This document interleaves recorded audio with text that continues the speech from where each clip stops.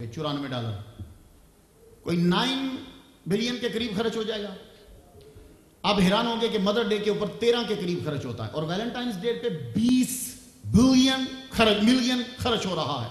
माँ को कम, थोड़ा सा ज्यादा, बाप को थोड़ा सा और दूसरों को। लेकिन हमारे यहाँ क्या है?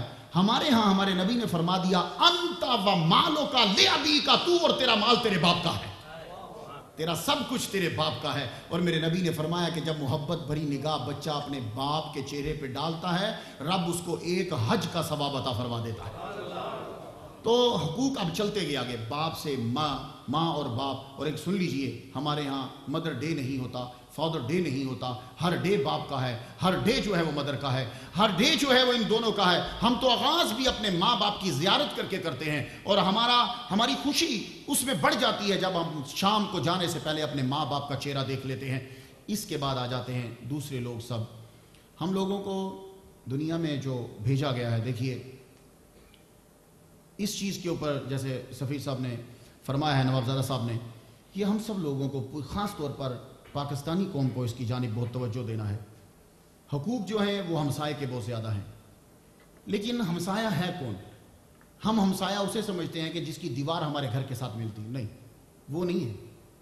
आपके साथ जो बस में बैठ के सफ़र कर रहा है वो भी हमसाया है, जो तुम्हारी फैक्ट्री में तुम्हारे साथ मिल के काम कर रहा है वो भी हमसाया है, जो तुम्हारे कमरे में तुम्हारे साथ रह रहा है वो भी तुम्हारा हमसाया है, वो जो तुम्हारे घर के साथ रह रहा है वो भी तुम्हारा हमसाया है, वो जो तुम्हारी गली के साथ रह रहा है वो भी तुम्हारा हमसाया है। अब ये चीज इस तरह बढ़ती गई, ये हमसाया जो हमारे एक जिले के दूसरे जिले के साथ, वो भी हमसाया, उससे फिर सिटी से, सूबे से सूबा, फिर मुल्क के साथ जो मुल्क मिल रहा है वो भी हमसाया है। इसलिए हम ओमान को अपना हमसाया मुल्क करार देते हैं। तो इसलिए सुन लीजिए कि सिर्फ जब आपने हकूक अदा करने हैं तो अपने मोहल्ले के साथ वाले, हम तो वो भी अदा नहीं करते, हमें दूसरा ज़िला, दूसरा मुल्क, सब का ख्याल रखना है। मैं बात को अब ख़त्म करने लगा, मैंने आपका बहुत टाइम लिया, इंशाल्लाह तकलीफ फिर सुनाऊंगा। देखिए अमेरिका में क्राइसिस तो आते रहते हैं हमारे ऊपर, मसला तो है। एक जगह तकरीर हो रही थी, FBI वाले साहब बैठे हुए थे, तो मुसलमानों को मैंने तकरीर करते हुए कहा, देखो if you are living in this country and if you are offering the 4 रका, it means that you accepted that this is your country. मतलब कि जब तुम 4 रकअतें पूरी पढ़ते हो तो इसका मतलब ये होता है कि तुमने तस्लीम कर लिया कि ये हमारा मुल्क है, जिसको टर्मिनोलॉजी में वतन सुकना कहते हैं। अल्लामा हाशमी साहब फरमा रहे थे, ये हमारा वतन है, ये हमारा दूसरा वतन है, यहाँ हम रहते हैं। तो देखो जब आप किसी मुल्क में रहते हैं तो अब तुम्हारी, it is your duty to obey the law of that country in which you are living. अब तुम्हारा फर्ज है कि जिस मुल्क में तुम रह रहे हो उसके हर लॉ को जो है वो तस्लीम करो और उसकी प्रोटेक्ट करो, उसकी हिफाजत करो, जो कहा जाता है वो ऐसा ही उसके ऊपर जो है वो अमल करो। मैं उसकी और फिर साहिब जलाला सुल्तानुल मुअज़्ज़म जैसा सुल्तान आपके पास हो, फिर तो मोहब्बत से हर एक बात को जो है वो तस्लीम करना चाहिए। हम लोगों के लिए इतनी सहूलियात आपको यहाँ हैं, जैसे फरमा रहे थे लामा साहब और सब, कि आप यहाँ अमन व अमान की ज़िंदगी गुजार रहे हैं, कोई प्रॉब्लम नहीं है। तो जब वो आपको इतना कुछ दे रहे हैं तो हमारा फ़र्ज़ बनता है, और यही जुमला मैं समझता हूँ कि हमारे सफ़ीर पाकिस्तान नवाबजादा साहब, इनके मन में भी यही है कि हम में जब इतना सुकून यहाँ है तो हमारा भी फ़र्ज़ बनता है कि हम भी वो तमाम जो है वो फ़राइज़ अदा करें कि जो फ़राइज़ हम पर यहाँ रहते हुए इस मुल्क में लागू होते हैं। तो जितने भी लोग मेरी आवाज़ यहाँ सुन रहे हैं या आइंदा सुनेंगे, मैं ये मैसेज पहुँचाना चाहता हूँ कि आप जिस मुल्क में रह रहे हो, नमाज पूरी पढ़ रहे हो, 4 रकत ज़ोहर की और असर की, इसका मतलब है कि तुमने एक्सेप्ट कर लिया ये हमारा मुल्क है। अब उसकी हिफाजत करना, उसके लॉ पर अमल करना और उसकी प्रोटेक्शन करना, ये हम सब का जो है फ़र्ज़ बन जाता है। आइए आखिर में मैं दुआ करता हूँ, ऐ परवरदिगार आलम साहिब जलाला सुल्तानुल मुअज़्ज़म काबूस बिन सईद अल मुअज़्ज़म, अल्लाह ताला उनको तवील उम्र से तो तंदुरुस्ती के साथ दे और हम सब लोगों को अपने तमाम हुकूक और जो फ़राइज़ हैं इन सब का ध्यान रखने की तौफ़ीक़ अता फरमाए। व आखिर दावाना अल्हम्दुलिल्लाहि रब्बिल आलमीन। माशाअल्लाह, जज़ाकल्लाह अहसनल जज़ा। इंतहाई ख़ूबसूरत अंदाज़ में अपने ख़यालात का इजहार फरमा रहे थे और इंशाअल्लाह अज़ीज़ आप सबको मैं फिर एक मरतबा याद करा दूँ कि मंडे सोमवार को इंशाअल्लाह अज़ीज़ इशा की नमाज के बाद शनफरी कंपनी गला की मस्जिद में मोहतरम मकाम अल्लामा मोहम्मद मुख्तार शाह नईमी अशरफ़ी दामत बरकातुहुल आलिया आपको अपने ख़िताब से महज़ूज़ फरमाएंगे। آپ سب دوست اپنے دوستوں کے ساتھ وہاں ضرور تشریف لائیے گا.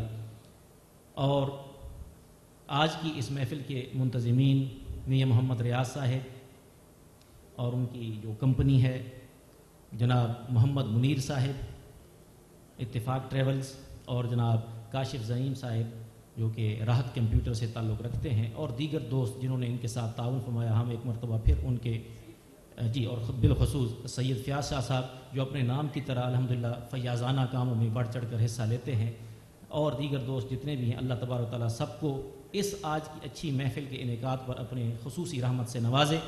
اور اب میں آپ کی خدمت میں محترم المقام عزت مآب سفیر پاکستان جناب نوابزادہ امین اللہ خان رئیسانی صاحب سے گزارش کروں گا کہ وہ اپنے کلمات سے ہم سب کو نوازیں. کسی ملک کا سفیر دوسرے ملک میں اپنے ملک کے لیے باعث عزت ہوتا ہے، اور میرا یہ نظریہ ہے کہ جس کو اللہ عزت دے ہمیں بھی اسے عزت دینی چاہیے، اور عزت دینے میں کبھی کنجوسی مت کیا کریں. کسی کو عزت دیں گے تو اللہ آپ کو عزت دے گا. الحمدللہ آپ جہاں اب ان کو نوابزادہ امین اللہ خان رئیسانی نہ سمجھیں، ان کو پاکستان سمجھیں. آپ یہ ہمارا پاکستان ہے، یہاں سلطنت عمان ہے، اور ہم اگر پاکستان کے ایئرپورٹ پہ جا رہے ہیں تو پاکستان تو ہم ہیں ہی، لیکن ہمارا دوسرا نام سلطنت عمان بھی ہے. اس لیے یہاں یہ ہے تو ان کا نام پاکستان ہے، یہ ہمارے لیے پاکستان ہے. تو پاکستان ہم سے محبت مانگتا ہے، پاکستان ہم سے خلوص مانگتا ہے، ڈیڈیکیشن مانگتا ہے، پاکستان ہم سے ترقی میں مدد مانگتا ہے. تو جو مدد سفیر پاکستان اگر ہم سے مانگتے ہیں اپنے وطن کے لیے، اپنے ہم وطنوں کے لیے، اس پر ہمیں لبیک کہنا چاہیے. آج وہ یہاں تشریف لائے، اس سے بڑھ کر الحمدللہ میرا یہ ان کے ساتھ دوسری محفل میں انٹریکشن ہے. پہلی محفل میں جب یہ آئے تو یقین کریں میں نے ان سے تو اظہار نہیں کیا، میں حیران ہوا کہ میں نے پہلا سفیر 11 سال میں دیکھا ہے کہ جو ایسی گیدرنگ میں بڑی خوش ذوقی اور خوش دلی اور کھلے دل کے ساتھ تشریف لاتا ہے. تو یہ اس کا مطلب ہے کہ واقعی نہ صرف نام کے نواب زادہ ہیں بلکہ یہ دل کے بھی نواب زادہ ہیں. ٹھیک ہے، اور نوازنے والے ہیں، اور پھر نام ہی ایسا ہے امین اللہ.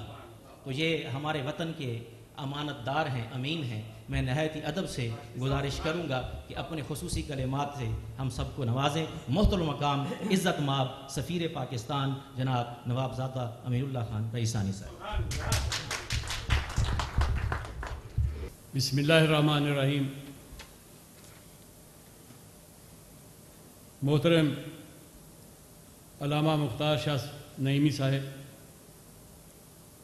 محترم نصر اللہ رسول بخش صاحب،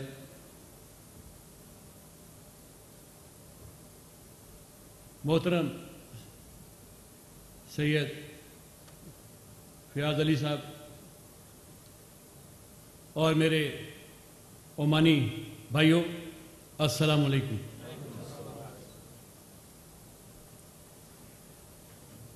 میں آج صبح تقریباً میرا خیال کوئی 10 بجے تھے تو میں اپنے گھر سے نکلا ہوں اور کافی دور تک سفر کر کے گیا، اور تقریباً میں 8 بجے کے قریب واپس آیا.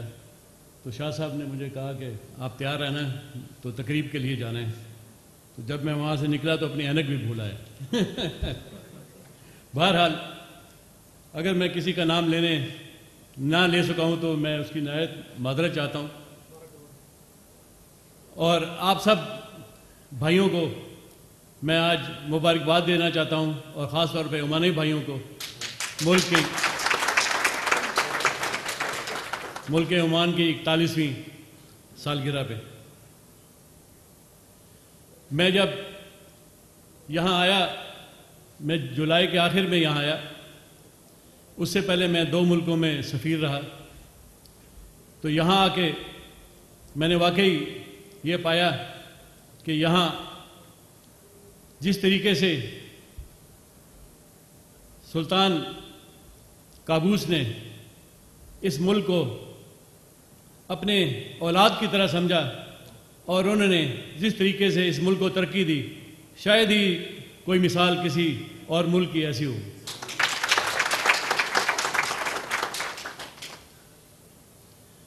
یہاں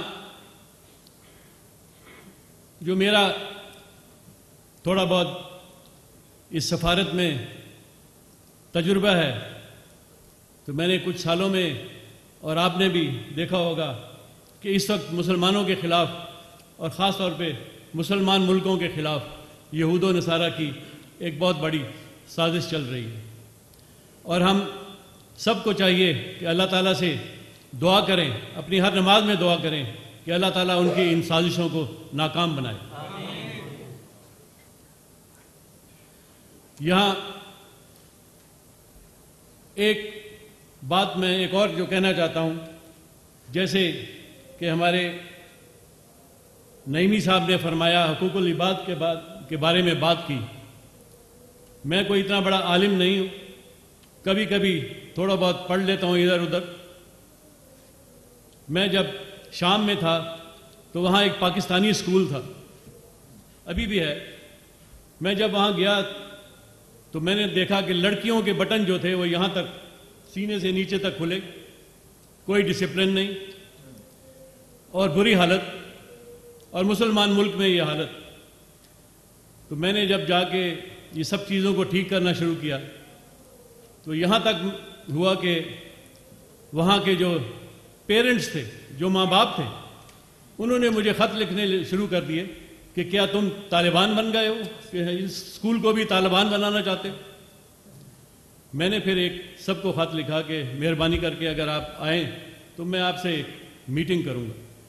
خیر کوئی 70% کے قریب جو ماں باپ تھے ان کے وہ آئے۔ میں نے مختصراً ان کو کہا، میں نے کہا میں طالبان وغیرہ کچھ نہیں بننا چاہتا، آپ بھی مسلمان، ہم بھی مسلمان، اور ہم سے زیادہ پڑھے لکھے، کیونکہ عربی آپ جانتے ہیں، ہم پڑھ لیتے ہیں، سمجھتے نہیں،